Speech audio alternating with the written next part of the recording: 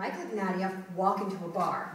Far in the back, there's a booth in the corner, and yours truly is sitting solo, sipping spirits and snacking on pub chips. And I say, "Hello, gentlemen. Sit yourselves down," and I buy them around. "What are three-party leaders such as yourselves doing out on the town?" And Iggy pounds down his Bacardi Breeze with astounding speed and says, "It's always about us. Let's make tonight about you. Tell us about your job, your loved ones, what you like to do." By this point, I've already had 2 drinks. So I look each of them in the eye, and I just lay it out.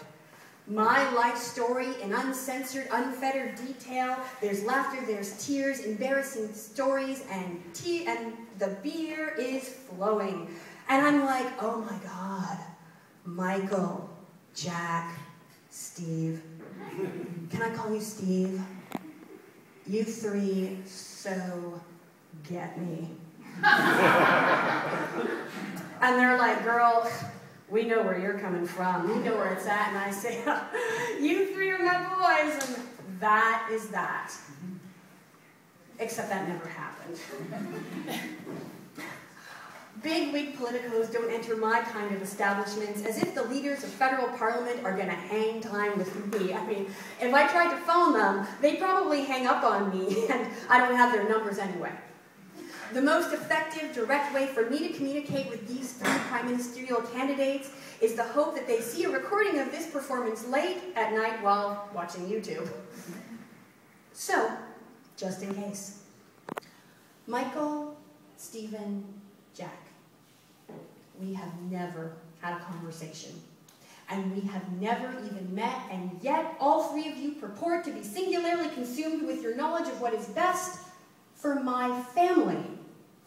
Your earnest eyes gleam in your soundbites team with promises that each of you is uniquely qualified to address and assess the needs of my hard-working, ordinary, average Canadian family. You talk to me through the TV like you know me. And frankly, that's kind of creepy.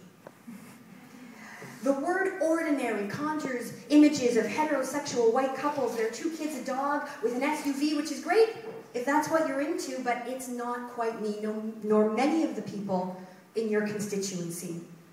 Hardworking, okay, but who doesn't regard themselves that way? And by the way, Steve, I do work hard, and I get paid by Planned Parenthood.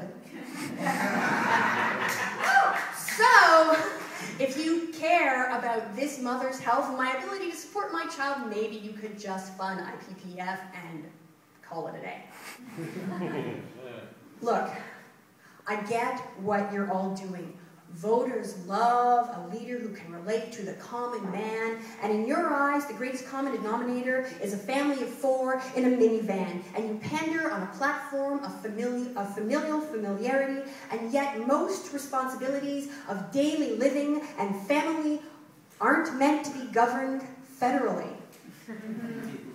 Jack, Stephen, Michael, I watched the debate with emphatic statements from all of you about average Canadian families.